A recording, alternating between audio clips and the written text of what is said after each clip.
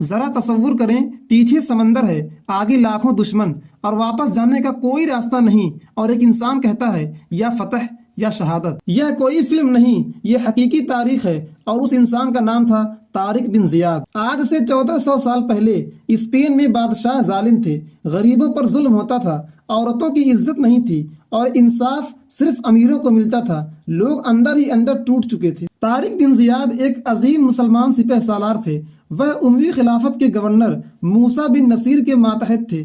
तारिक बिन जियाद का ताल्लुक बर्बर कबीले से था, लेकिन इस्लाम ने उन्हें क़ियादत और इज्जत अता की। 711 ईस्वी में तारिक बिन जियाद सिर्फ 7000 सिपाहियों के साथ कश्तियों में बैठकर स्पेन के साहिल पर पहुंचे। जिस जगह वह उतरे उसे जबले तारिक कहा जाता है। जब सब सिपाही उतरे तो तारिक बिन जियाद ने हुक्म दिया कि कश्तियां जला दो। यह सुनकर सिपाही घबरा गए। तारिक बिन जियाद ने कहा, पीछे समंदर है, आगे दुश्मन, अब सिर्फ अल्लाह मददगार है। यह सुनकर कमजोर दिल भी पहाड़ बन गए। उस वक्त स्पेन के बादशाह के पास हजारों का लश्कर और बेशुमार हथियार था। उसके पास भरपूर ताकत थी, लेकिन इंसाफ नहीं था।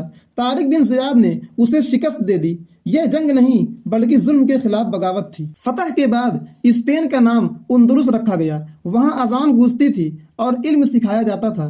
किसी पर जबरदस्ती नहीं थी। मुसलमान, ईसाई और यहूदी सब अमन से रहते थे। मुसलमानों ने स्पेन पर 781 साल तक हुकूमत की। यहाँ पर ऐसी लाइब्रेरियां बनाई गई जहाँ पूरा यूरोप इल्म हासिल करने आता था। आज का अलजबरा, सर्जरी, मैप्स, ये सब मुसलमानों की देन है। मुसलमानों ने आपस में लड़ना शुरू कर दिया, इल्म को छोड़ दिया और अल्लाह को भूल गए। तो 1492 ईस्वी में उंदुलुस मुसलमानों से छिन गया। सोचने की बात यह है कि अगर आज भी मुसलमान इल्म हासिल करने लगे और आपस में मुत्तहिद हो जाएं, तो क्या तारीख दोबारा नहीं बदल सकती? अगर यह वीडियो आपके दिल को लगी हो या आपकी आंखें खोल दी हो तो इसे लाइक और शेयर करें, और कमेंट में तारिक बिन जियाद जरूर लिखें, क्योंकि तारीख तब जिंदा रहती है जब उसे याद रखा जाए। और हाँ, चैनल को सब्सक्राइब करना ना भूलें।